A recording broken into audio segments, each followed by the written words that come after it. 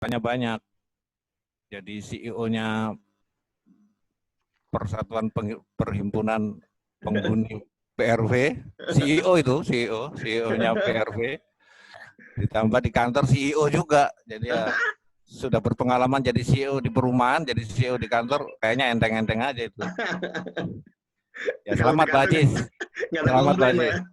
Iya betul. Pak Ajis baru diangkat jadi CEO satu anak perusahaan baru minggu lalu, jadi kita kasih selamat, alhamdulillah. Pak Tako. Terima kasih Pak Asa, mudah-mudahan barokah. Amin. Ya, rekan-rekan Bapak Ibu sekalian, Assalamualaikum warahmatullahi wabarakatuh. Waalaikumsalam warahmatullahi wabarakatuh. Selamat pagi dan salam sejahtera untuk kita semua. Terima kasih sudah gabung, ada yang di Zoom, ada yang di Instagram, karena Instagram saya diminta kawan-kawan on juga di sana. Baru minggu lalu saya itu mengenal Instagram. Langsung disuruh on, dan kemarin pertama kali saya on ya masih berantakan, nggak ngerti caranya. Instagram buat anak muda yang sudah kayak saya susah ini ngikutinnya. Udah lama saya jadi punya akun tapi nggak pernah aktif. Karena isinya narsis semua itu, pamer foto semua nih.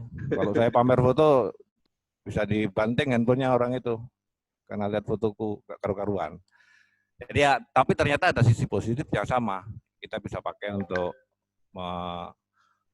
membagi ilmu, begitulah kira-kira ya. Jadi yang teknologi paling gampang kayaknya kalau live seperti ini IG kayaknya tinggal satu tombol tok langsung bisa nonton sharing.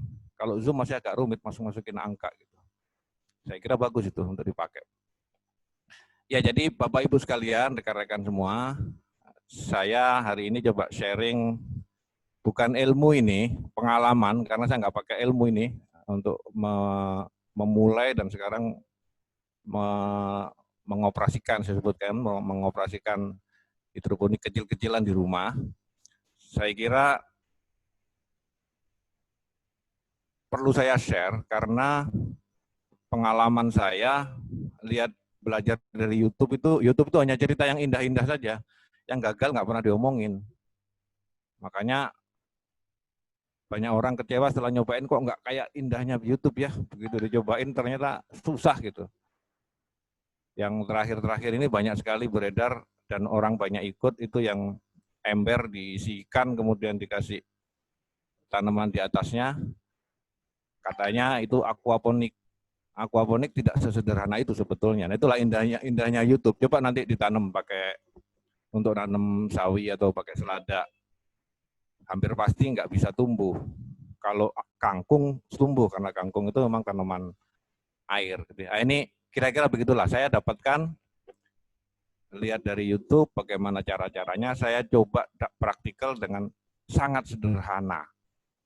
Nah, tujuan hari ini mudah-mudahan dengan yang sangat sederhana ini Bapak Ibu, rekan-rekan semua bisa dengan mudah nyontoh gitu. Kalau pakai YouTube, saya nggak tampilkan seperti apa yang di-share di YouTube itu, atau ilmu yang sebenarnya, karena sangat rumit gitu.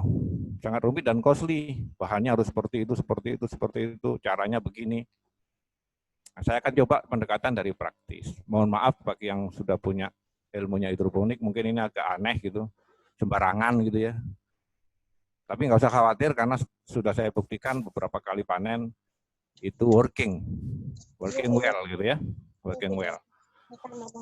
Baik, sebelum saya mulai karena banyak gini, ini kemarin saya buat flyernya tentang acara ini dan di-share sama kawan-kawan termasuk ke pensiunan Telkom maksud saya. Sehingga Bapak Ibu Telkom ini banyak yang ikut. Terima kasih Bapak Ibu semua dari P2Tel, Persatuan Pensiunan Telekomunikasi Indonesia, dari Jakarta Timur, dari beberapa lokasi yang lain. Ini dokternya mau nyapa katanya, yang suka dicari-cari di klinik, sekarang udah nggak ada di klinik, ikut jadi Persatuan Pensiun juga. Moga-moga yuk kita sapa Bapak-Bapak semua. Ini aja berbagi ini. Monggo. Voice-nya nggak kedengeran, Mas. Oh, nggak deh. Assalamualaikum warahmatullahi wabarakatuh. Waalaikumsalam warahmatullahi wabarakatuh. Welo. Silakan, monggo. Ya. Ya, Bu. Baik, saya share materi.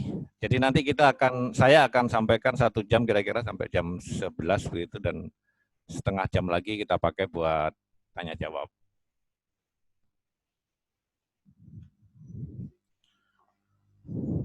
Sudah muncul ya? Sudah kayaknya. Sudah, Pak. Baik. Jadi yang IG nggak bisa lihat slide, makanya lihat TV di belakang saya. Mudah-mudahan terbaca itu. Baik, kita mulai. Nggak bisa jalan. Kayaknya harus pakai satu lagi.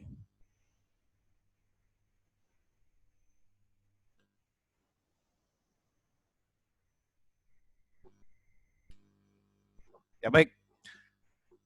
Bismillahirrahmanirrahim. Hidroponik itu termasuk di urban farming, artinya pertanian di perkotaan gitu ya. Kita bertani di kota.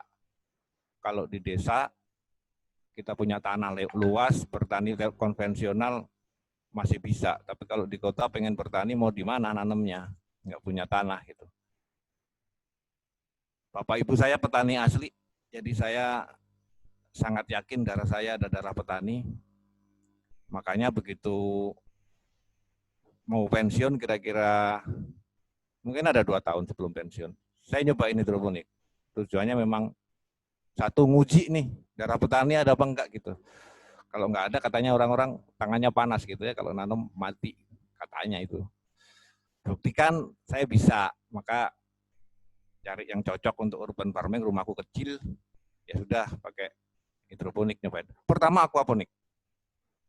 Tapi kemudian nanti saya ceritakan kenapa aquaponik saya nggak berhasil, akhirnya ke hidroponik dan sampai hari ini oke.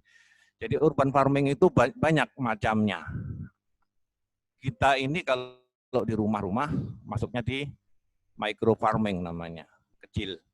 Di atas itu community gardening. Saya pikir kalau kompleks saya ini, kompleks kita ini, Primavera ini bikin, itu bisa jadi community gardening sudah. Apalagi kemudian ditularkan ke kampung-kampung sebelah, langkah hebatnya itu ya. Dengan biaya murah, praktis, nggak usah belanja sayurnya sehat lagi. Di atas itu ada yang institusional, artinya ini sudah terkoordinasi dengan lebih besar lagi. Kemudian komersial, macam-macam lah ya. Yang kita bicarakan hari ini nomor 1. Jadi nggak usah kita bahas yang bawah-bawah. Keutamaannya apa sih? 1, ada yang organik. Nanti saya sampaikan mana yang organik, mana yang tidak. Ada yang organik, ada yang hampir pasti adalah non-insektisida, karena di tangan kita sendiri nih. Kalau kita beli kan kita nggak tahu apakah disemprotin apa enggak. Tapi kalau ini karena kita yang memelihara sendiri sudah pasti tidak ada non-insektisida ya, tidak ada insektisidanya yang nempel di sayuran kita atau buah kita. Kemudian aktivitasnya sehat. Sabtu Minggu ya, untuk menghijaukan mata kita tanam-tanam gitu. Nomor 3, karena ini ruangan-ruangan yang beton, yang jauh dari kehijauan, kita tanam di atas beton, itu kan mustahil itu, tapi zaman modern akhirnya bisa, kita berkebun di atas beton gitu. Nah itu membuat ruang terbuka jadi ruang hijau, alangkah mulianya yang kita lakukan. Ya, membantu bumi ini biar nggak terlalu berat yang bebannya. Rumah kita punya dak nganggur. Katanya dulu waktu bangun cita-citanya mau nongkrong-nongkrong di atas, ngerokok, maaf. Ngopi-ngopi di atas, nggak boleh ngerokok ya. Aku di sini ini Bu Dokter langsung melotot nih. Bangun pakai balkon, rencananya mau duduk-duduk ngopi-ngopi, setelah jadi nganggur gitu, kebanyakan gitu kan kita ini. Yaitu menyumbang beton terhadap kota kita, itu menyumbang panas. Sangat gampang kita jadikan hijau. Hari ini mudah-mudahan jadi startnya Bapak Ibu semua membantu penghijauan. Kemudian otomatis ketahanan pangan tuh, apalagi krisis begini. Ya, pandemi mau ke pasar takut, akhirnya nyuruh pembantu, lalu pembantunya juga sama dengan kita nanti ketemu dengan orang di pasar pulang lagi, hanya memindahkan aja pembawa aja itu. Nah kalau ini rasanya akan sangat membantu ketahanan pangan gitu ya. Kita rumah-rumah kecil ini ikut jadi produsennya sayuran atau buah, wah bagus banget. Ya nomor 5 pemberdayaan masyarakat lah ya, kita semua kewajiban itu. Kemudian apa saja sih urban farming itu yang paling terkenal? Ada 2, hidroponik atau aquaponik. Banyak orang tidak tahu pembedanya. Sama-sama di air, sama-sama di air. Yang satu hidro, yang satu aqua. Nah kan aqua sama hidro sama aja ini. Hanya masalah definisi yang sudah dibuat oleh orang yang membedakan. Secara harafiah linguistik sama. Nah, bedanya adalah kalau saya aquaponik dulu ya. Aquaponik itu sama-sama tanamannya tanpa media tanah dengan menggunakan media air. Tapi kalau aquaponik full organik karena nutrisinya tanaman diambil dari kotorannya ikan. Jadi kita pelihara ikan, kemudian airnya kita proses sedemikian rupa, organically, kemudian dialirkan ke tanaman, dimakan oleh tanaman, airnya kembali lagi. Nah, ini jauh lebih sulit daripada hidroponik. Kalau hidroponik sangat sederhana, ini ada yang belum di-mute nih. Sangat sederhana karena air yang kita alirkan ke tanaman itu sudah diberikan unsur-unsur hara yang diperlukan oleh tanaman. Jadi bahasa langsungnya pupuk yang buat sedemikian rupa yang larut ke dalam air, kemudian kita ukur sesuai dengan kebutuhannya tanaman, kita alirkan. Jadi sesederhana itu, air ini sudah mengandung nutrisi yang dibutuhkan oleh tanaman. Bentuknya seperti pupuk, dan memang pupuk. Ya, itu hidroponik. Jadi hidroponik tidak organik, karena kita pakai pupuk kimia yang kita larutkan. Tetapi kita punya kelebihan tadi, ya udah pasti tidak ada insektisida karena kita mengelola sendiri. Nah, aquaponik agak lebih rumit, kenapa? Karena di aquaponik ini satu ekosistem alam yang kita buat. Kalau ekosistem itu tidak terjadi, walaupun instalasinya lengkap, tapi tidak berupa menjadi ekosistem habitat hidup, akhirnya entah ikannya mati, entah tanamannya mati. Karena tidak ada simbiosisnya. Nah ini prosesnya perlu ilmu sendiri nih kalau aquaponik. Tidak terlalu sederhana. Itu nanti ada perubahan dari nitrat, ya, kotoran ikan itu kalau langsung dikasih ke akarnya pohon, akarnya tanaman, nggak bisa dimakan sama dia. Harus ada proses perubahan dulu.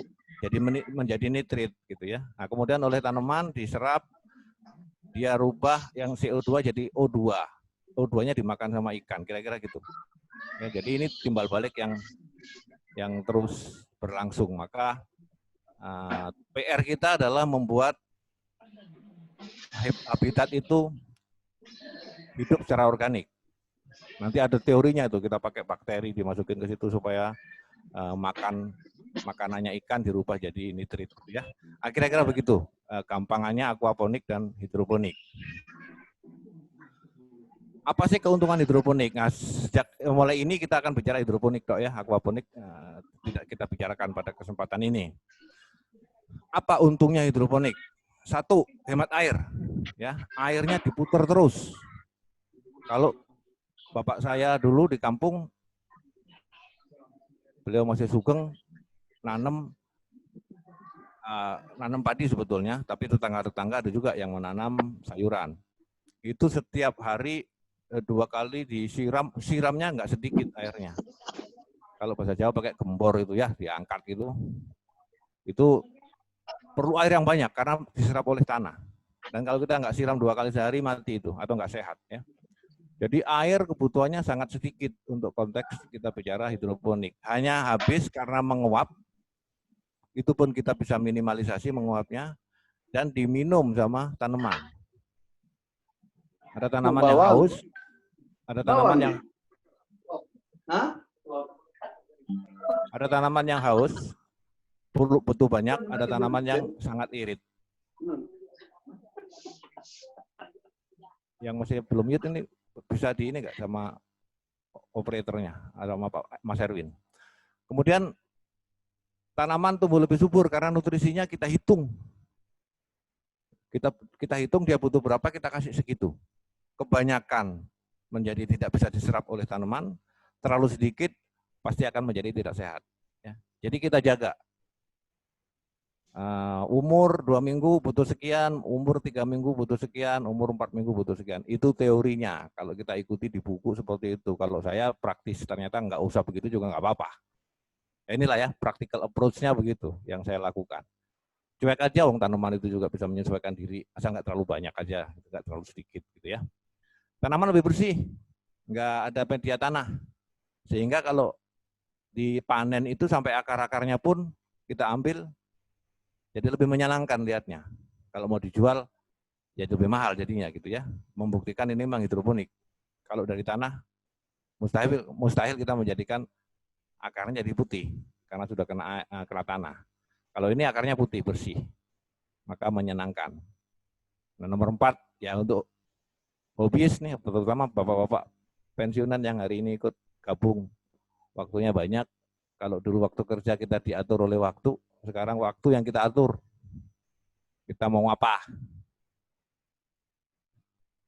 Jadi ya ada waktu yang, kalau kita mau pasti ada waktunya gitu kira-kira. Nah kekurangannya apa? Biaya.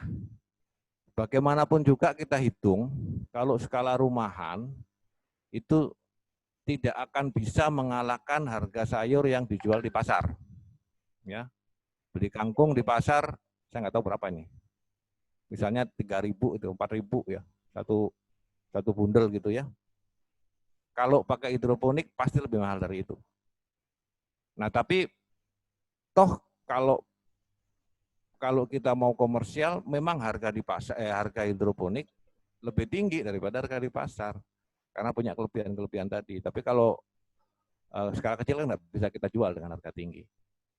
Maka ada keuntungan selain ini, dijual nggak bisa lebih murah dari pasar, ya akhirnya kita punya keuntungan yang malah lebih besar dari itu. Apa itu? Kita bagi tetangga ya, sedekah. Jadi lebih dekat dengan tetangga, lebih akrab, lebih menyenangkan gitu ya. Jadi ada positifnya, malah jadi investasi kita masa depan. Hama musuhnya ya, hama. Sama aja, kita di rumah juga ada hama. Hanya saja kalau di perumahan, seperti perumahan kita ini, karena jauh dari sawah, jauh dari penanaman-penanaman yang massal, hamanya nggak terlalu banyak. Kalau kita bikin instalasi hidroponik, let's say di Cibinong sana, di kampung, karena kita punya tanah besar di sana, nah ini jadi musuh hama, karena di sana hamanya banyak, akan pindah dari sawah ke tempat kita. Kalau di sini nggak ada sawah, hamanya paling preman. Preman nggak boleh masuk sama Pak Ajis ke kompleks, jadi ya nggak ada hamanya Pak Ajis. Ada beberapa ya selama saya nanam nih ada belalang, terutama belalang sama kutu. Kalau kutu saya nggak bisa ngapa-ngapain, ada sih semprotan anti kutunya yang organik, tapi saya biarin aja, saya males, toh itu nggak banyak yang dimakan. Kemudian belalang juga gitu, walaupun semalam satu belalang itu bisa ngabisin 1 lembar daun sawi yang sebesar ini. Tapi kalau saya biarin lah, sedekah pada belalang, atau enggak semuanya habis gitu ya. Ya tergantung kita masing-masing. Nah bagaimana mengatasi musuh hama ini? Yang ideal adalah pakai greenhouse. Makanya kenapa hidroponik dikerubungin gitu ya, pakai kelambu kayak anak bayi kita itu. Supaya hama nggak masuk. Dan karena ini sayur, enggak perlu ada pembuahan. Hama itu diperlukan juga untuk pembuahan kalau kita nanamnya buah. Kalau ini sayur ya sudah dikerukupin aja rapat-rapat. Nah, bagaimana itu orang-orang itu greenhouse tertutup rapat? Kalau di dalamnya kita nanam melon atau buah, let's say tomat gitu ya. Mereka memasukkan hama ke dalam. Biasanya tawon. Mungkin sekalian kalau ada maling biar diintupin tawon gitu kali ya. Nah, yang membuat kawin serbuk sari sama apa namanya itu yang betinanya itu. Ya ini yang membantu ya. Entah tawon, yang jelas bukan belalang. Kalau belalang ngabisin daun. Nah, gitu kira-kira bagaimana kita berurban farming. Tanaman apa saja yang bisa ditanam? Semua jenis sayuran sebetulnya. Tapi inilah praktisnya ya. Mungkin tidak ada yang membagi mana yang lebih mudah, mana yang lebih sulit. Tapi karena saya sudah nyobain, saya bisa membagi ke Bapak Ibu sekalian. Yang paling mudah adalah kangkung. Jadi kalau mau versi pertama, sebaiknya kangkung yang paling duluan. Karena paling mudah. Nomor 2 sawi. Nah, supaya PD-nya timbul, saran saya kalau memulai itu dulu. Selada di atasnya itu. Ya, ini kangkung bukan kangkong nih. Selada itu di atasnya itu lebih sulit. Apalagi yang, nah ini dia hukum alam, yang mahal. Apa namanya bayam Jepang itu? Apa? Horenzo. Nah, apalagi Horenzo, susah itu. Saya nyobain belum berhasil sampai hari ini. Mudah-mudahan nanti yang memulai bisa lebih baik dari saya gitu ya. Seledri itu mudah semua. Ya. Jadi mulai kalau saya urutin kangkung, sawi, kemudian selada. Selada agak lebih susah tapi saya selalu berhasil juga. Walaupun memang enggak semuanya bisa tumbuh nanti, pembibitannya yang susah. Kemudian tanaman perdu bisa bunga dan buah-buahan ya. Itu yang ada di YouTube bermacam-macam, tapi yang sudah pernah saya coba tomat, kemudian apa bonteng itu, timun, cabai, yang sulit-sulit melon, semangka susah. Tapi ada industri hidroponik yang memang nanam buah-buahan seperti itu. Tanaman keras nggak bisa ya, jadi kalau mangga gitu ya jangan pakai hidroponik. Nah ini macam-macamnya Bapak Ibu semua. Setengah jam lagi, rasanya nggak sampai 1,5 jam lagi berikutnya. Ini macam-macam teknik hidroponik, banyak sekali. Tapi yang paling umum, yang paling bawah saya merahin itu. Ya ada water culture, ada drip system, ada aeroponik, ada wick system. Wick system ini juga mudah. Kemudian ebb and flow. Tapi kebanyakan mungkin saya nggak perlu. Gini aja, yang water culture itu akarnya dicelup semuanya. Jadi kita punya kolam besar, di atasnya dikasih pengapung, dikasih tanaman, kemudian airnya kita kasih oksigen.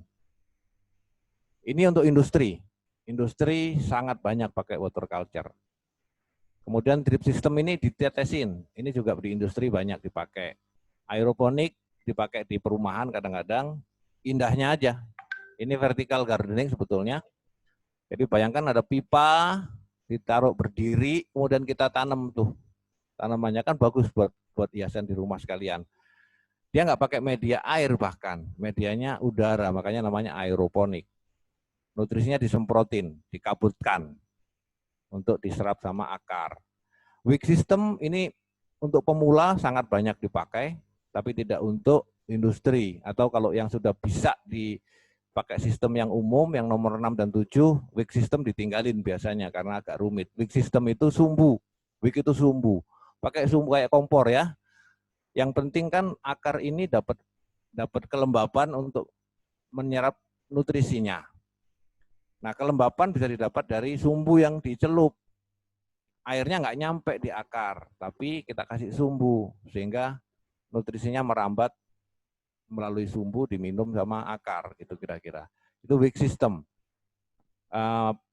Paket-paket beginner yang dijual itu umumnya pakai wick system. Nanti kalau kita beli satu set dapat satu nampan, kemudian tutupnya dilobang-lobangin sudah ada, tinggal naruh net pot gitu, tinggal naruh pot, kemudian bawahnya kasih sumbu. Nah, itu yang umum dipakai.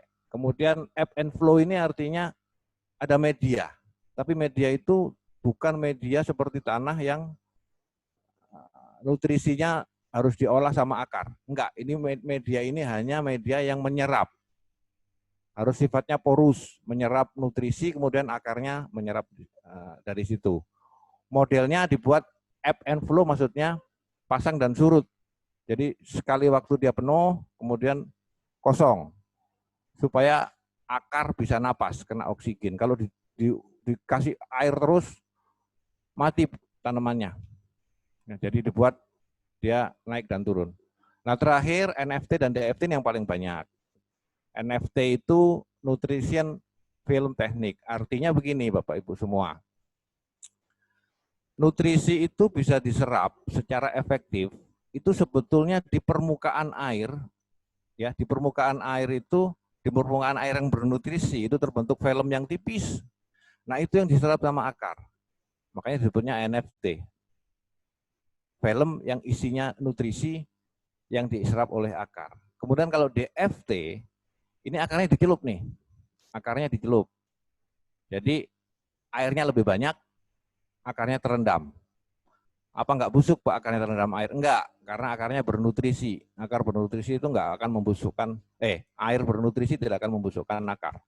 Ya. Ini yang paling umum dipakai. Nanti saya akan lebih detail ke belakang. Apakah itu yang NFT dan DFT perbedaannya gitu ya. Nah, ini indahnya yang sebelah kiri itu indahnya YouTube dan Google Search gitu, yang sebelah kanan kenyataan itu di rumah saya berantakan. Yang penting hidup dan yang penting bisa panen gitu ya. Ini karena rumah saya, excuse-nya rumah saya lagi renovasi jadi berantakan gitu. Jadinya agak lebih rapi sedikit. Indah di internet, bisa untuk buah, yang bawah itu kan luar biasa tuh. Entah ini hasil cropping apa asli saya nggak tahu. Belum pernah melihat soalnya yang seperti ini. Tapi intinya memungkinkan untuk seperti itu. Ini pakai metode Dutch bucket untuk yang buah-buahan yang paling tepat. Waktu beberapa bulan lalu saya pakai untuk timun. Tidak sesukses ini, agak lebih sulit. Ya. Jadi memulai, ya langkah baiknya memulai yang mudah dulu aja dari sayur-sayuran. Toh hasilnya juga sangat bagus buat kita. Kemudian sumbu itu bisa dipakai buat itu, lihat bunga-bunga juga bisa kita pakai. Ya. Yang populer adalah NFT. Bagaimana NFT? Ini yang paling mungkin kita bangun di rumah kita. NFT intinya adalah pompa di dalam nutrisi, di dalam air yang berisi nutrisi, dipompakan ke atas. Ini ada kursor bisa dilihat, mungkin dipompakan ke atas, kemudian dialirkan melalui pipa, pipanya dibuat miring.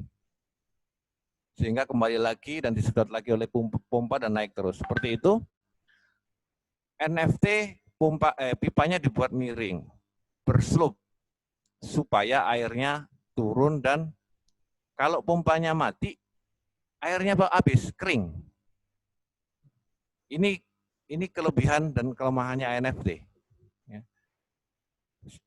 Karena dia mengalir dengan kencang, maka filmnya itu efektif terbentuk dan efektif diserap sama tanaman. Secara umum NFT ini lebih sehat tanamannya dan lebih mudah berhasil gitu ya. Bukan, belum tentu lebih mudah berhasil sih. Yang lebih mudah mungkin DFT, tapi ini yang kalau berhasil ini jauh lebih baik daripada sistem yang lain.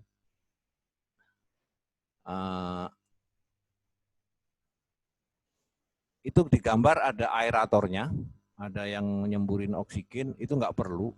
Dalam prakteknya nggak perlu, jadi nggak perlu banyak listrik, akhirnya hanya pompa aja, pompa pun nggak gede, listriknya cuma berapa ya pompa itu, paling sekitar 40-an watt gitu ya, di bawah itu malah, yang pompa celup ya, kecil-kecil wattnya biasanya, 30-an watt atau 35 watt gitu kira-kira. Nggak perlu aerator, karena sebetulnya oksigennya cukup terbentuk, begitu dialirkan di pipa itu sudah bercampur dengan oksigen ya. Jadi gambarnya perlu, tapi kalau praktek saya selama ini nggak perlu pakai aerator. Ah, ini prakteknya. Ini prakteknya. Tidak dari YouTube, itu dari foto di rumah saya. Jadi tidak ada pembohongan publik. Insya Allah. Pipanya saya pernah pakai 3 inch, saya pakai 4 inch. Yang mana yang bagus, Pak? Yang lebih mahal pasti 4 inch. Nah, gitu. Ah, tapi yang lebih enak 4 inch.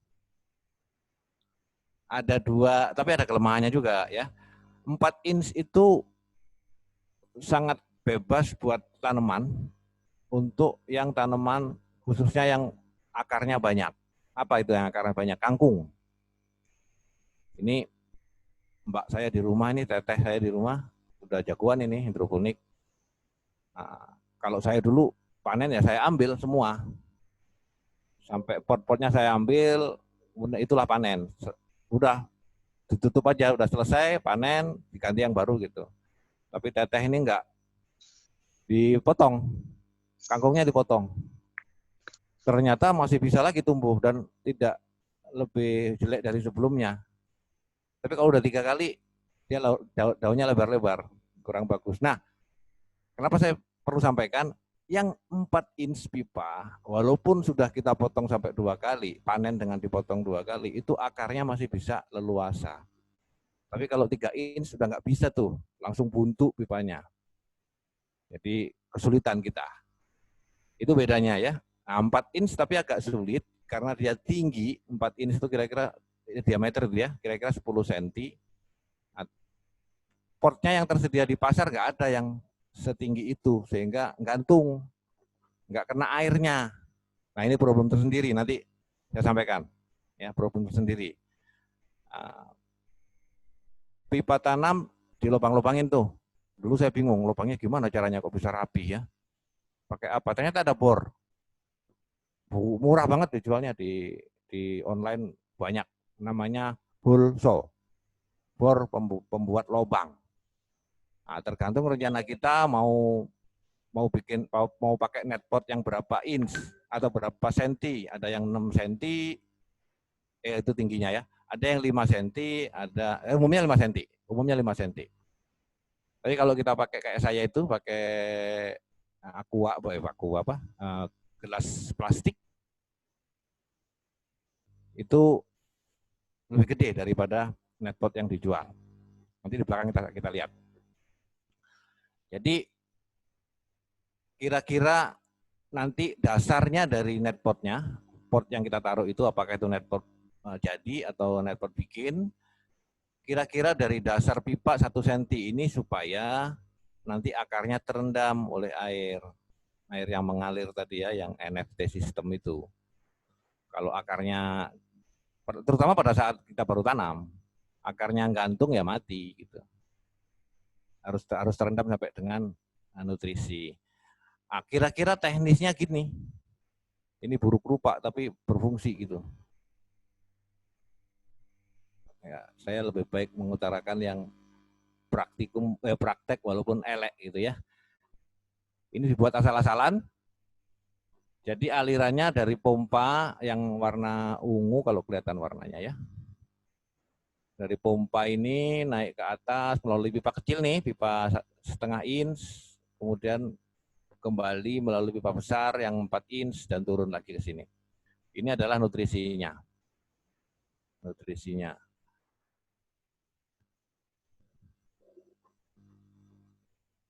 Dijaga nutrisinya. Ini masih baru saya buat, di foto waktu masih baru. Dalam waktu 2 minggu aja udah hijau itu, penuh dengan lumut, karena lumut sangat suka tumbuh di nutrisi. Nah, kalau mau rapi ini istri saya selalu ribut, beli aja yang bagus gitu loh, supaya ngelihatnya enak. Namanya juga engineer, sukanya ngoprek-ngoprek sendiri, ya. Disuruh beli nggak beli-beli saya. Bikin terus. Dan jelek terus katanya. Tapi kan sudah panen, nggak apa-apa Bu. Yang penting panen. Ya ini banyak tersedia, bahkan di online juga ada nih. Mereka bisa datang ke rumah ngukur gitu. Ya, kalau yang rumahnya bagus jangan kayak saya. Nanti menjelekkan rumah nanti. Beli aja yang bagus. Asal konsisten ya, habis beli terus nanti sebentar bosen, nah itu mending dibawa ke rumah saya kalau udah bosen. Banyak di pasaran, ini netpotnya ya untuk menanamnya. Kalau beli bentuknya kayak yang di atas itu hitam. Nah, saya membuat. Karena apa alasan saya membuat? Karena satu netpot yang untuk 10 cm dalamnya pipa atau 4 inch itu nggak ada yang nyampe ke bawah.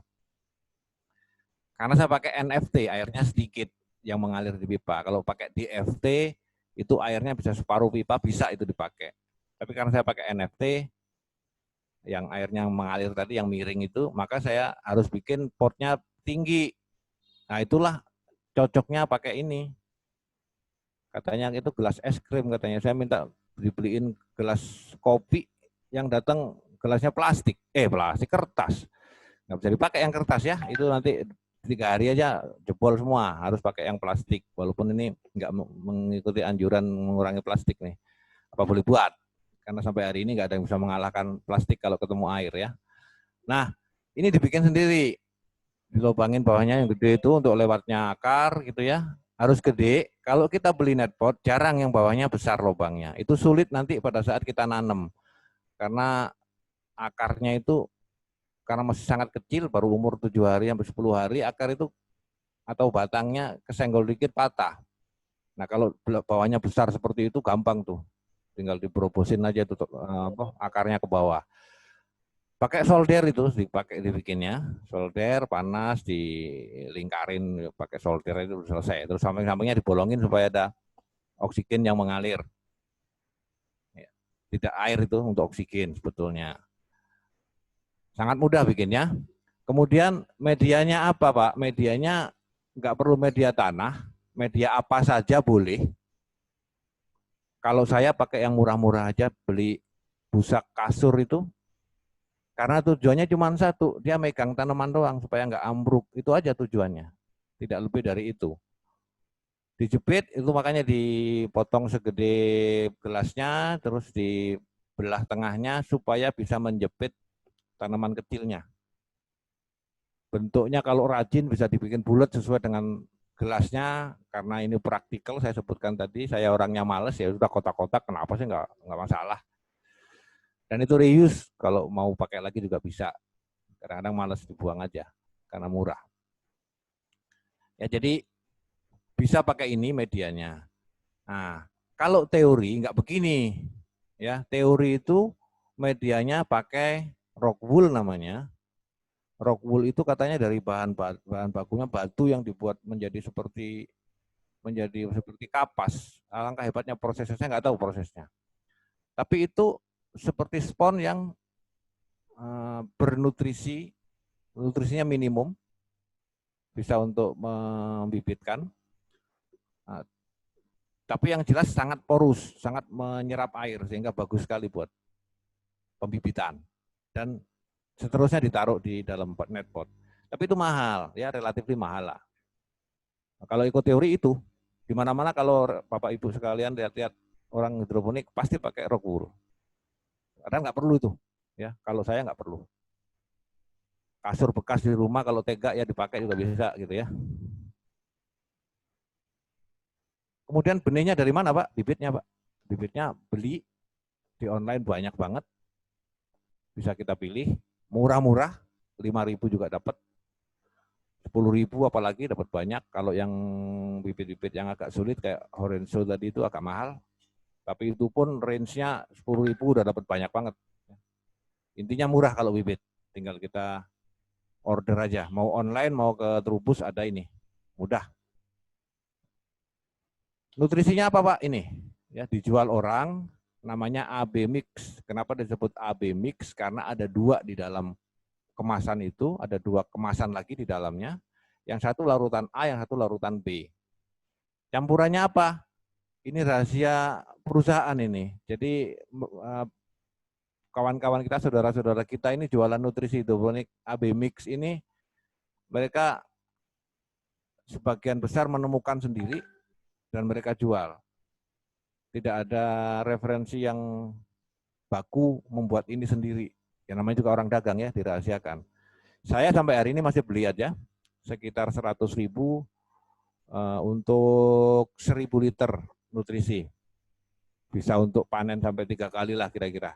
Jadi relatif ya murah juga, 100.000 3 kali panen untuk jumlah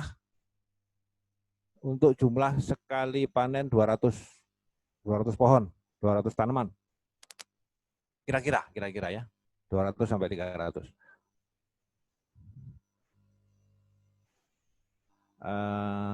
Itu di online juga ada.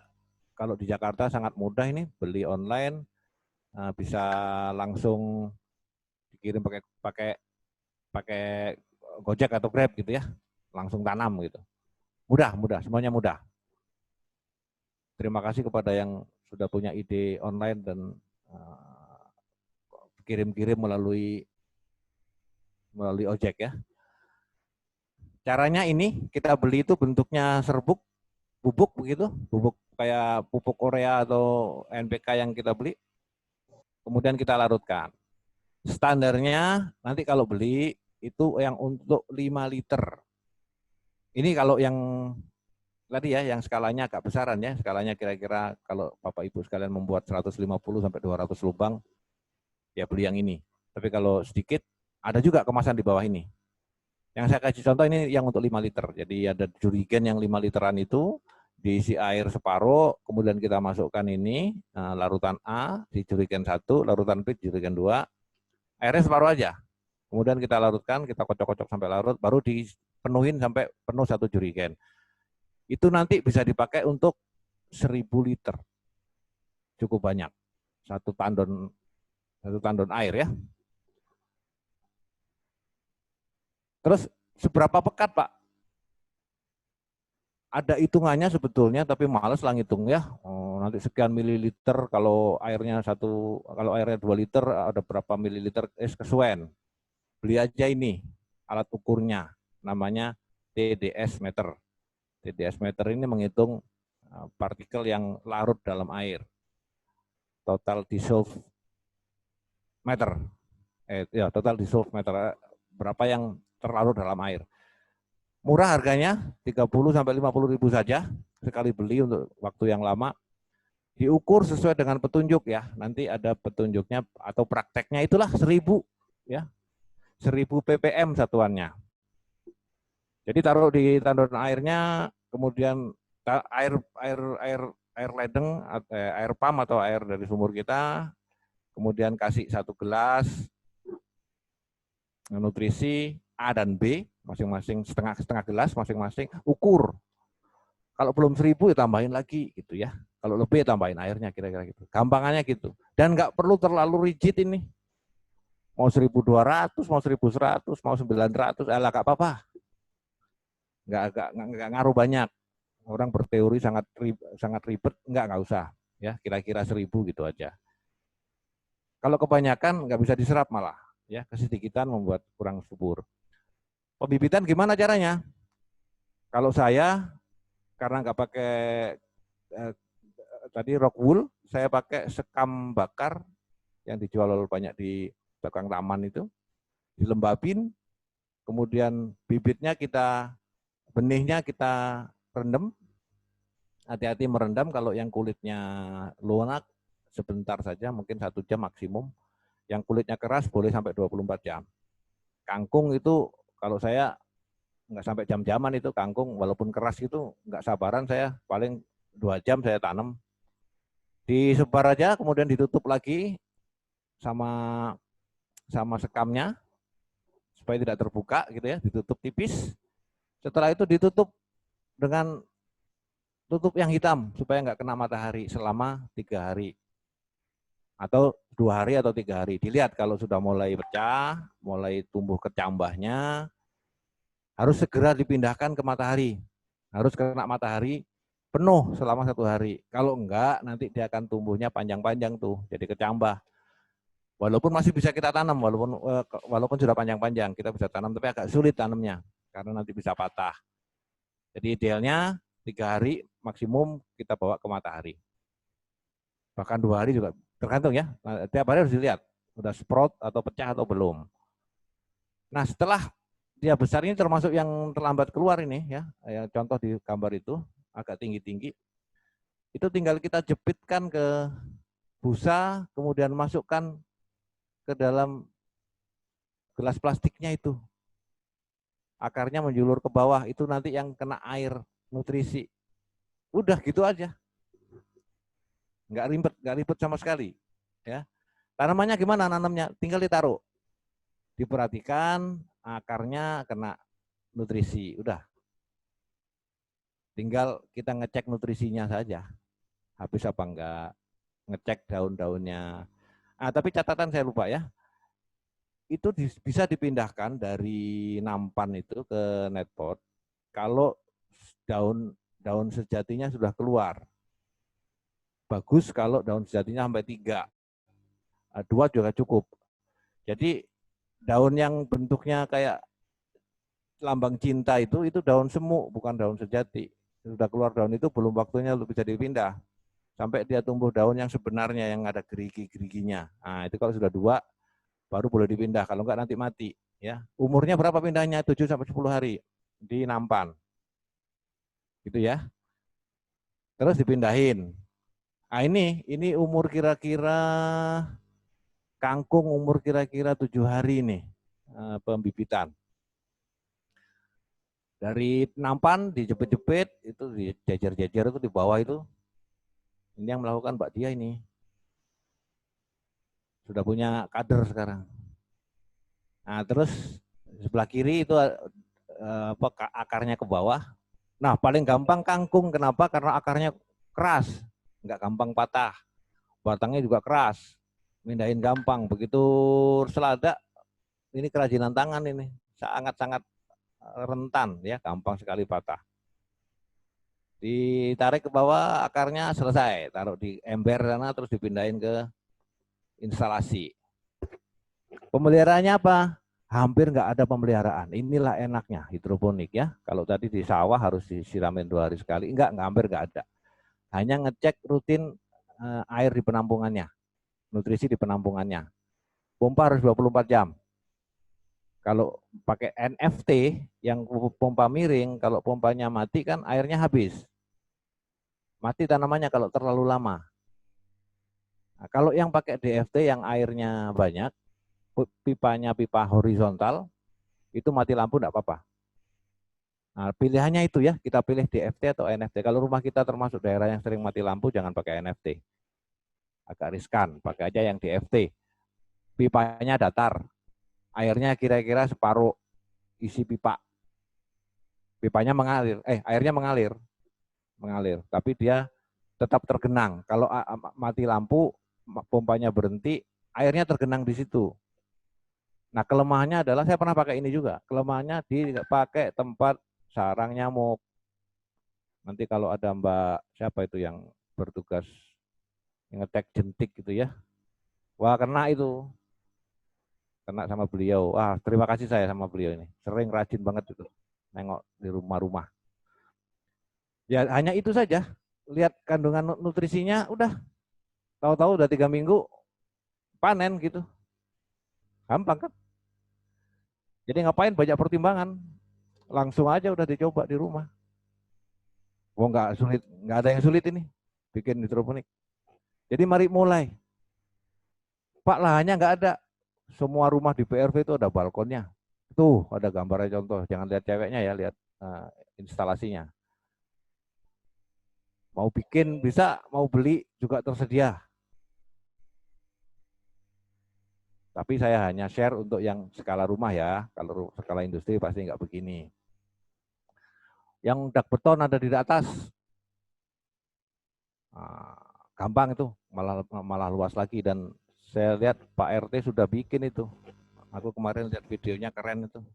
Ada dak di atas, daknya masih baru lagi ya. Jadi sudah dimanfaatkan, alhamdulillahirabbil alamin. Nah, kalau Bapak Ibu sekalian, terutama yang di perumahan, tetangga-tetangga saya, kalau kalau ingin, kami siap membantu kalau diperlukan untuk bertanya-tanya gitu ya.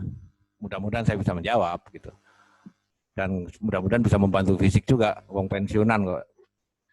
Nah, Pak Ajis ada usulan ini di komplek Pak Ajis. Kita punya Siap. banyak tempat ya. Ya. Sekitar kolam kolam ikan saya itu Iya. depan rumah saya, makanya saya bilang kolam saya itu. Iya. Di sekitar rumah pompa itu ada tempat-tempat kosong. Kemudian ada dinding sepanjang batas dengan kampung kita juga kosong. Iya. Ada sih tanamannya developer, cuma nggak begitu terpelihara Bagus. ya. Nah, kalau diperkenankan mungkin kita sama-sama ini Iya. membuat itu, nanti biaya investasinya kita bicarain. Tapi yang penting adalah konsisten memelihara. Tidak hanya musim-musiman lagi suka iya, habis itu terus ditinggalin. Ini hanya usulan aja nih untuk kompleks. Boleh Mas, bagus itu. Bagus. Ya. Biar produktif. Iya, ada gambarnya, contohnya itu indahnya YouTube, indahnya YouTube bagus-bagus. Mudah-mudahan kita bisa bikin lebih indah dari itu. Tapi sekedar diketahui di Jakarta ini sudah banyak kampung hidroponik, ya, banyak. Dan mereka bukan seperti rumah kita, kompleks kita yang banyak tempat terbuka. Itu di gang sempit-sempit mereka nanam itu. Saya lihat di beberapa berita online banyak, mungkin perlu juga kita melihat alangkah hebatnya mereka itu menyumbang untuk bumi gitu ya. Saya katakan ini idealnya ini. Ini foto-foto yang perlu dipamerkan gitu supaya tertarik. Jadi hasil sayurannya itu nggak sama dengan sayuran yang di pasar, ya. Sangat subur, lihat aja besarnya. Itu sawi itu. 1 lembar udah bisa pakai makan Indomie itu, nggak usah banyak lembar.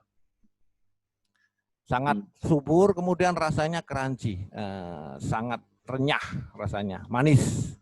Mungkin tetangga-tetangga yang sudah ikutan panen sudah merasakan ya betapa memang berbeda. Pak Ajis juga sudah itu ya. Alhamdulillah. Beberapa kali. Sudah beberapa kali. Nah, Pak, enak banget Pak. Enak ya? Oh. Alhamdulillah, testimoninya ini asli ini. Ada penyakit lain, bukan penyakit sebetulnya, nggak indah aja ya. Kalau pakai plastik itu warnanya putih, itu matahari masih tembus dan sudah pasti lumut akan nempel di akar. Ini yang terjadi di saya, tapi saya biarin aja. Sebaiknya memang kalau sempat dan rajin itu gelas plastik itu dicat hitam, disemprotin pakai apa namanya itu, cat semprot itu, ya hitam, itu insya Allah aman sudah, nanti akarnya akan indah putih karena kita kurang mencintai keindahan, mencintai enaknya ya nggak apa-apa akarnya kayak gitu. Nah, ini tips aja, ini tips.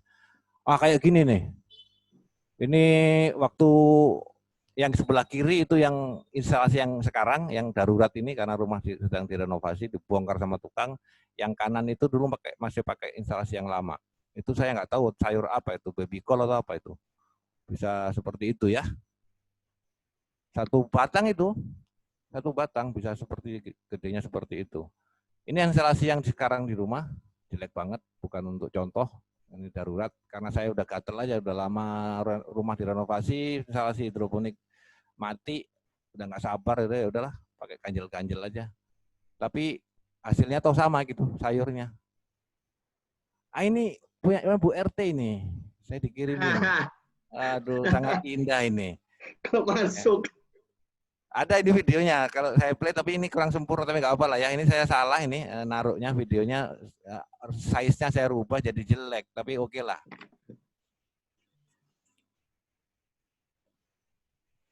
Wah, lambat ya. Lambat ya. Ya nggak apa lah. Ini karena main di PowerPoint nih. Waduh, luar biasa ini. Nah, ini pasti pakai yang tadi airnya diem ya, karena pakai nampan, airnya diam. Ini banyak orang juga pakai ini, tapi harus diingat, air diam itu artinya tanaman akan menyerap nutrisi di sekitar akar saja. Itu sehari saja nutrisi yang di sekitar akar itu habis. Maka sebaiknya sering diaduk. Sebaiknya sering diaduk.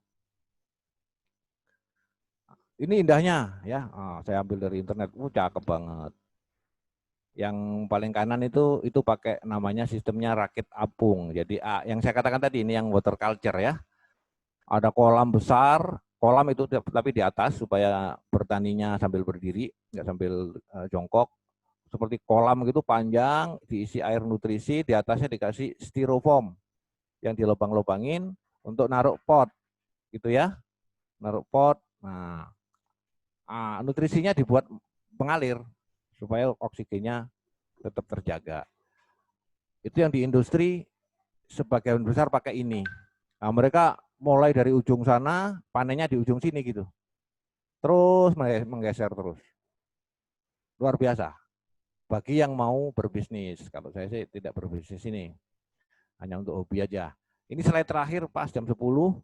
Let's go green. Bapak Ibu, rekan-rekan semua bisa menghubungi saya di LinkedIn. Nama lengkap saya Abdul Somad Arif, atau di Facebook nama lengkap saya itu saya pakai supaya bisa dipertanggungjawabkan, nggak pakai nama samaran. Di Instagram Asa Abdus ya. Silakan kalau mau berteman dan bertanya segala sesuatu, apalagi kalau tetangga datang aja ke rumah juga, insya Allah welcome. Ini foto-foto yang berhasil kita panen selama ini. Demikian Pak Ajis, Pak Erwin. Kalau mau ada diskusinya, kami insya Allah siap. Ya Pak, terima kasih sekali nih Pak. Informasinya, sharing pengalamannya. Kalau saya pribadi sih tertarik, saya dan istri ini tertarik sama yang tadi slide kedua terakhir Pak, yang sebelah kiri tuh. Jadi kita bisa manfaatin halaman belakang, tembok. Iya. Yang untuk rame-rame. Iya Pak, keren tuh Pak. Iya. Nah ini ada pertanyaan dari beberapa warga nih Pak. Yang masuk saya bacakan aja Pak ya. Silakan. Yang pertama dari Pak Edi Sumarmin. Pak Edi Sumarmin bertanya, mau tanya tentang air yang digunakan. Karena ada banyak macam air, misalnya air pam, air sumur, air hujan, dan lain-lain. Apa ada treatment khusus untuk air-air tersebut sebelum digunakan, atau ada yang mesti ditambahkan, atau hal lain yang perlu diolah sebelum digunakan? Dan mana air yang paling baik dari macam-macam air tersebut? Oke. Ya sebetulnya air itu, ini kembali lagi nih ya, kalau kita ikut teorinya, saya udah lihat teorinya nih soalnya. Air yang paling baik adalah air yang destinated, artinya destillated ya. Air dari airnya AC. Itu bukan air biasa, itu air yang hasil mengembun ya. Sehingga air murni itu bagus banget. Itu teorinya Bapak Ibu semua. Kalau pakai itu rumit dong, nunggu air AC, ntar ditampung dulu, capek deh, nggak jadi dah. Nggak harus begitu. Air sebetulnya apa saja boleh, tetapi ada tetapinya. Ya.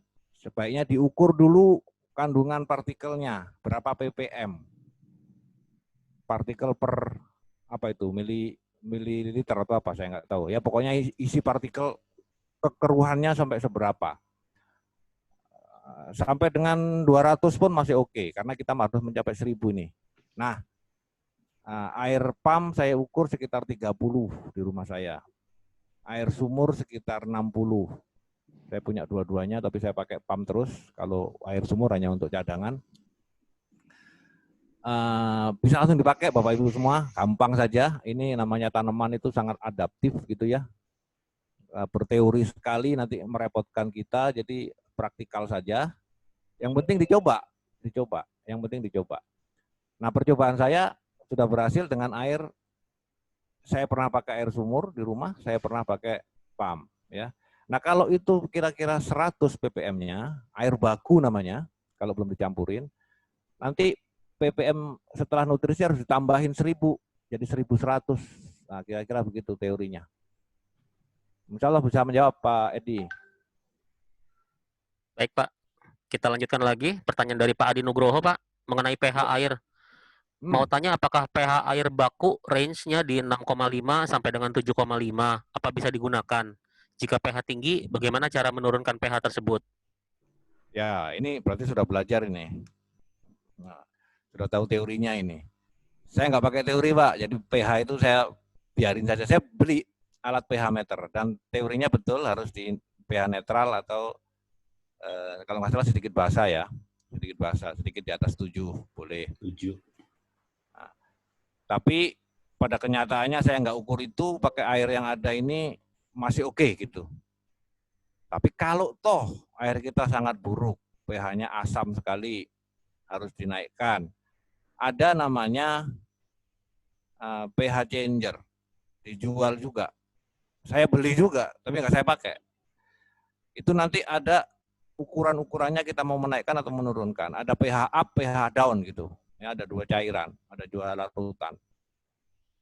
Tapi saran saya, don't care dulu lah. Itu teori terlalu jauh gitu ya. Idealnya begitu, tapi kita tidak tidak hidup di dunia ideal. Kita lebih baik yang praktis saja, kenyataannya seperti apa itu yang kita pakai. Begitu Pak, mohon maaf ini saya praktikal, nggak tahu kalau yang teori seperti apa yang aslinya. Oke Pak, Lagi Pak Win? berikutnya ini ada usulan warga aja sih Pak, dibuatkan WA group untuk berbagi pengalaman dan forum tanya jawab. Nanti kita coba pikirkan, pertimbangkan untuk pembuatan WA group ini, khusus untuk hobi hidroponik. Nah, lanjut pertanyaan dari Pak Fikri, idealnya tempat yang dibutuhkan berapa luasnya ya Pak, kalau di komplek PRV ini? Terima kasih Pak Asa. Ya baik. Kalau saya bilang malah tempat itu tergantung, bukan. Instalasi kita tergantung tempat yang tersedia gitu kira-kira ya. Kalau punya balkon tok ya bisa. Mau luas bisa, tapi kalau mau efektif, Bapak Ibu, yang ngirit, itu sesuaikan dengan pipa. Pipa itu 4 meter. Jadi kalau bisa memang panjangnya 4 meter atau 8 meter atau kelipatannya gitu ya. Akan lebih efisien. Kemudian besi juga sama ya, besi untuk rangkanya itu 6 meter itu besi. Nah, kita sesuaikan aja yang paling efektif. Kalau mau bagus, yang tahan hama, kita nggak usah bikin greenhouse rumah, seperti rumah begitu, kemudian dalamnya ada instalasinya, nggak usah. Instalasi yang model meja, ya, jadi pipanya, saya nggak punya fotonya ya, pipanya dijejer, satu ketinggian, kita bikin meja dari besi baja ringan, kemudian di atasnya kita tarik pipanya, mendatar, di atas mejanya besi baja ringan itu kita kasih dikerubungin kayak keranda gitu, kasih net untuk mencegah serangga, selesai. Kalau di rumahnya banyak serangga. Kalau enggak kayak di PRV nggak usah itu. Sekalian kita bersedekah buat belalang. Makasih. Oke Pak, lanjut. Untuk mengenai pupuk nih Pak, apakah impact-nya pupuk ke tubuh kita nih mengenai AB mix pupuk kimia benar-benar aman bagi tubuh kita? Ya, saya tidak tahu persis, tetapi toh sebetulnya yang lebih berbahaya adalah pestisida sebetulnya ya. Yang lebih berbahaya pestisida karena dia menetap di tubuh dan menetap juga di daun atau buah. Kalau kita menanam ini sudah tidak pakai pestisida, itu sudah aman lebih dari 50% kalau judgement saya. Pupuk itu memang bentuk pupuk, tetapi kan sudah diproses oleh sayur. Kita tidak, kasarannya nggak minum pupuk secara mentahnya gitu. Sudah ada proses alam yang mengubah dia. Saya tidak tahu seperti apa, tetapi toh sebetulnya kalau mau bicara kesehatan, lebih sehat yang harafiah ini ya, lebih sehat yang kita tanam ini daripada kita beli di pasar. Kalau kita berani beli di pasar, kenapa nggak berani makan punya kita sendiri? Wong di pasar itu ya dipupuk, ya dipestis, ya lebih jelek lagi gitu. Dicucinya juga nggak tahu itu pakai air apa itu. Nah, kalau saya masih memilih kita tanam sendiri. Apakah pupuknya berbahaya? Insya Allah tidak lebih berbahaya daripada kita beli yang kita tidak tahu sumbernya. Demikian Pak Erwin dan Bapak yang bertanya.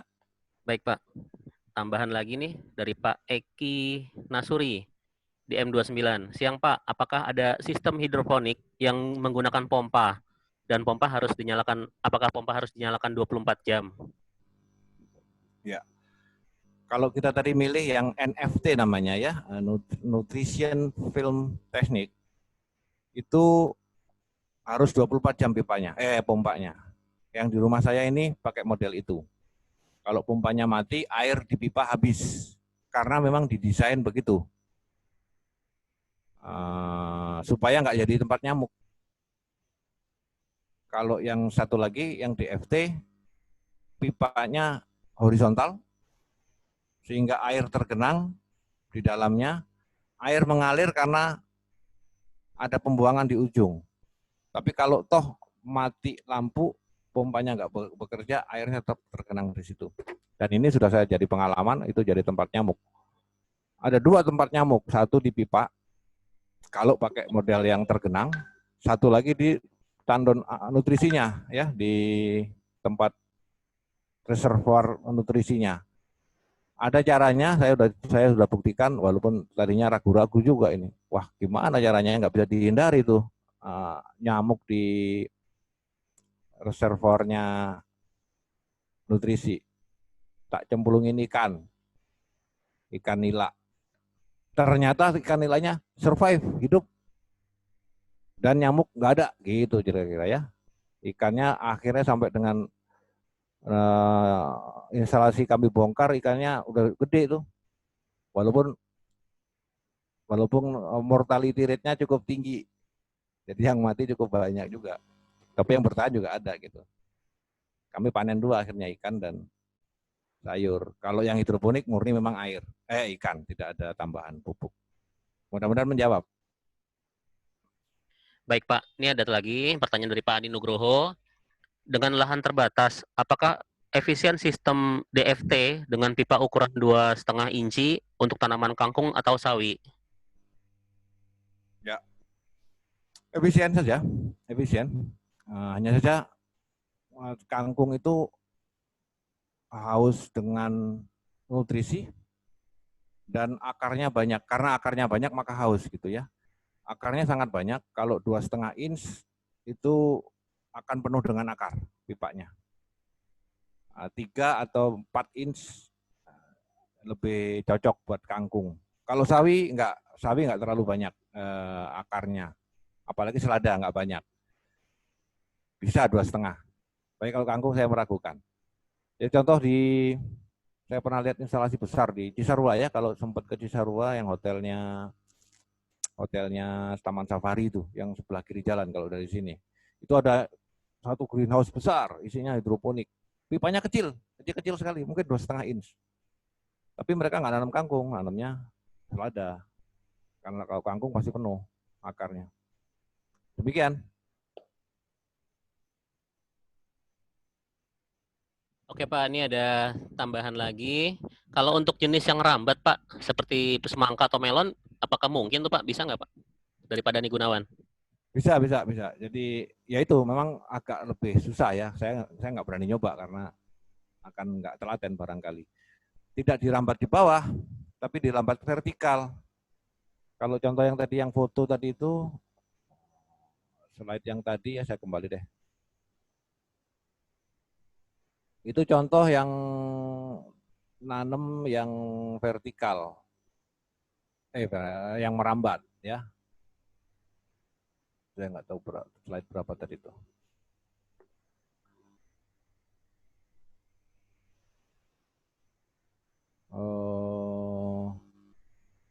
Di depan malah.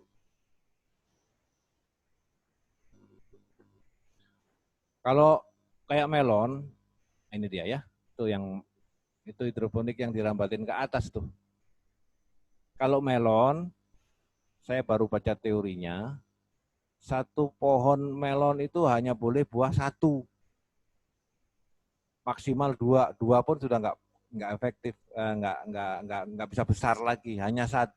Jadi kalau dia berbuah lagi harus dipotong, dibuang. Nah itu dirambatkan ke atas. Ini saya melihat sendiri, sudah pernah ada teman pensiunan Telkom di Bandung nanam itu, bagus banget memang. Cuma ya perlu ketelitian, perlu ketelatenan. Modelnya Dutch bucket namanya. Dutch bucket itu pakai pakai pakai apa? Ember kecil. Ember kecil kayak tempat sampah atau tempat es krim biasanya dipakai, ya. Tempat es krim. Tempat es krim dikasih lubang untuk keluar nutrisinya, dikocor terus nutrisinya. Jadi akarnya akan basah terus. Tapi jawabannya adalah bisa untuk tanaman buah yang merambat. Tetapi agak lebih rumit dan dirambatkannya ke atas gitu ya, tidak seperti aslinya semangka di bawah. Semangka pun ada hidroponik. Mungkin kalau sempat searching di YouTube ada. Demikian. Mudah-mudahan menjawab. Baik Pak, ini ada tambahan lagi dari Pak Dani Gunawan, menyambung yang melon. Berarti pakai semacam kawat jaring ya Pak, kalau merambat ke atas? Iya, biasanya yang bukan kawat ya, tapi benar-benar batang karena berat. Jadi batangnya yang kuat. Nanti setelah buah itu, buahnya pun harus digantung ketinggian tertentu gitu. Jadi kalau kita lihat bagus memang, satu greenhouse itu melonnya pada ketinggian yang tertentu. Dan kenapa ketinggian tertentu? Karena harus sudah sangat detail teorinya. Bunga yang tumbuh di cabang kesekian itu yang jadi. Kalau terlalu tinggi nggak bagus, terlalu rendah nggak bagus. Jadi udah dipilih nih. Kalau sekian udah jadi sekian cabang, keluar bunganya itu yang dipertahankan. Yang lainnya dipitesin semua supaya nggak jadi. Agak rumit. Nah, tapi kalau ada yang mencoba dan berhasil, saya akan nyontoh, saya mau ikut. Saya nggak telatenan soalnya. Oke, makasih Mas Erwin. Baik Pak, ini seperti tidak ada pertanyaan lagi dari para warga. Tapi Pak, boleh tanya satu nggak Pak? Wow, silakan. Ini Pak, ini kan beberapa waktu lalu kan banyak banget tuh yang muncul viral tuh video yang tanamnya tuh di drum plastik tuh Pak. Yang di sekeliling tutup itu ada pot-pot gitu digantung, terus dalam drumnya itu ditanami lele gitu. Itu bagaimana Pak ya?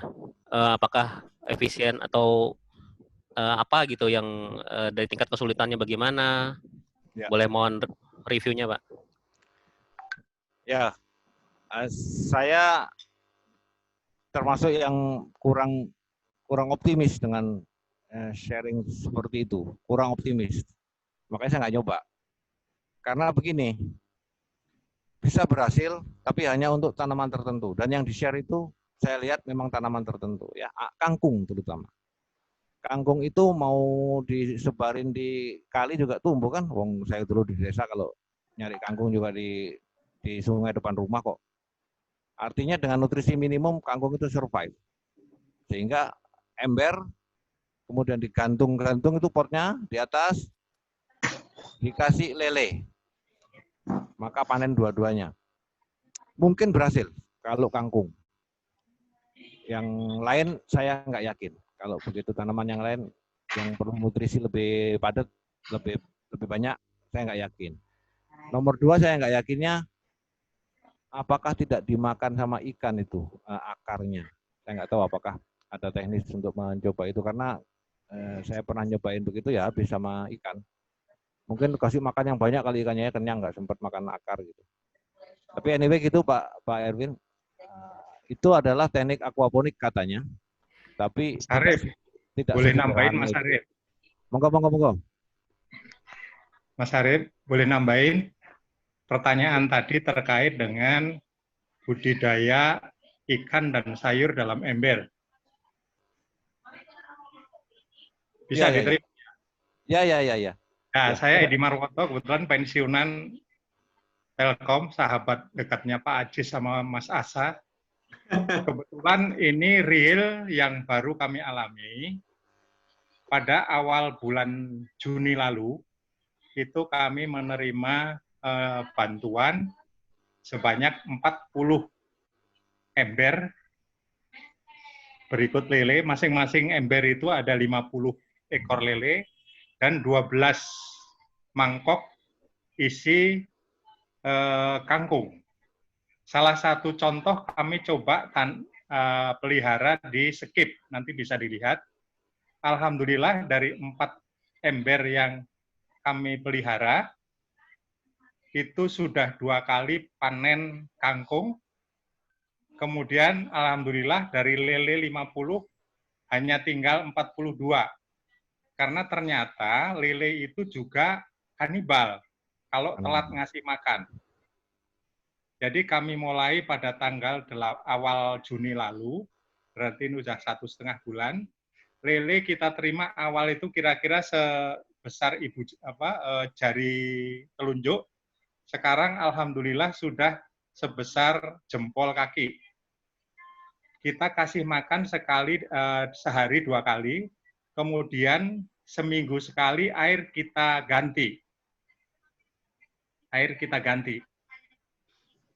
Hampir sebagian yang melihara itu kan kita coba share juga kepada kawan-kawan di lokasi lain.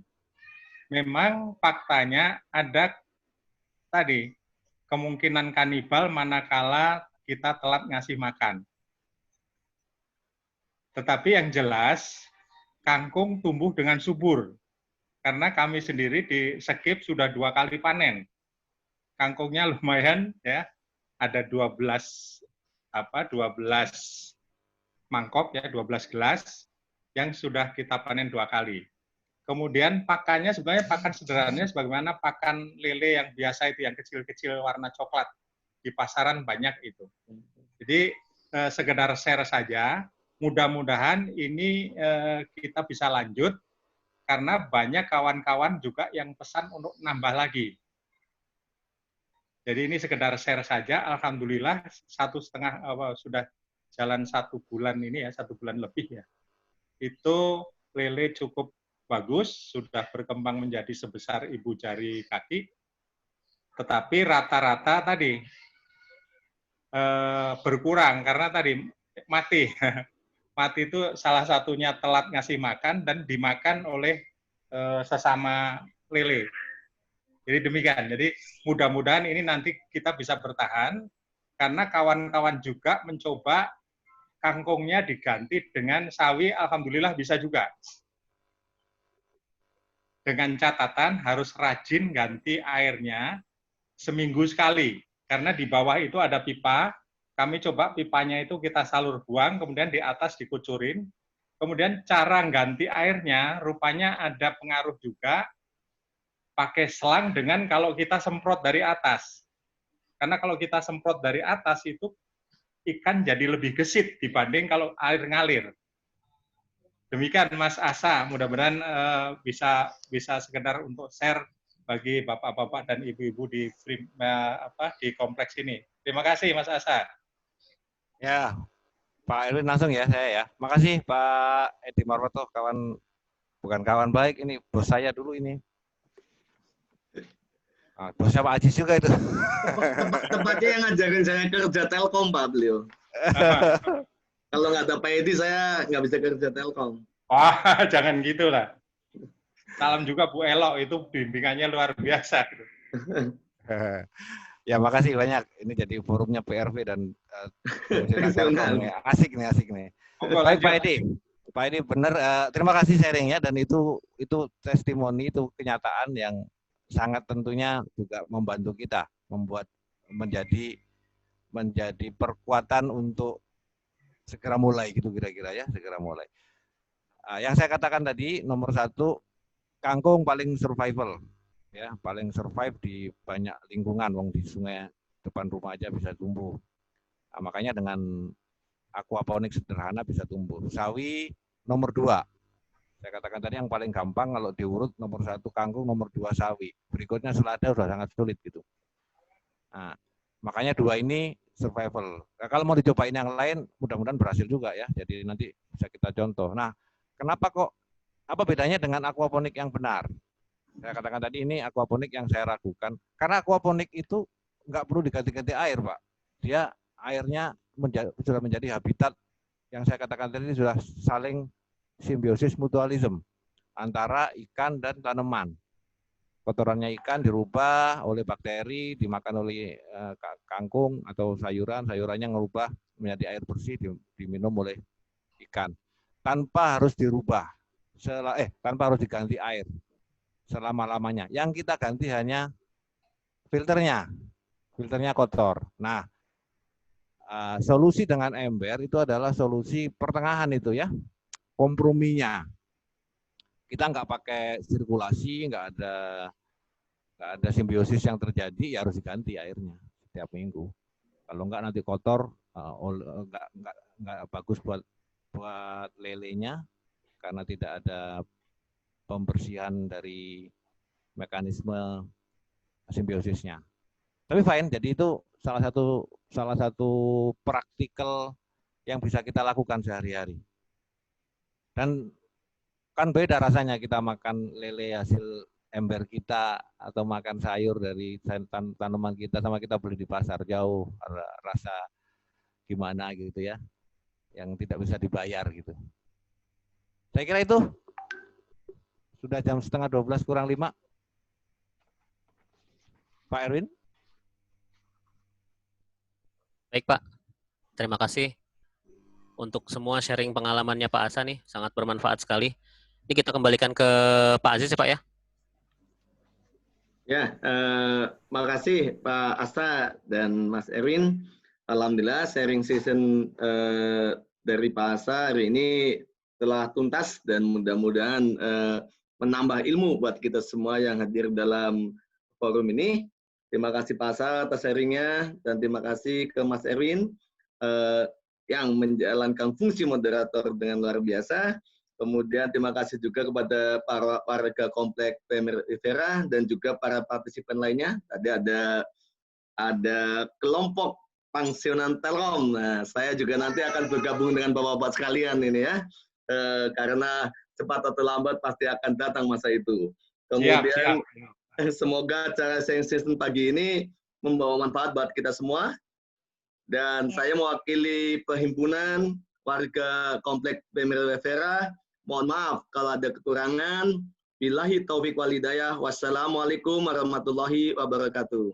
Waalaikumsalam Terima warahmatullahi wabarakatuh. Makasih banyak semua. Yuk. Assalamualaikum. Waalaikumsalam. Terima kasih Pak. Izin gabung Pak Asa. Makasih Pak. Yuk, yang di pas habis lagi nih. Yang di IG, terima kasih sudah gabung. Kita close. Thank you. Mewakili Bandung Pak Asa. Wih, dari Bandung. Iya, saya tadi monitor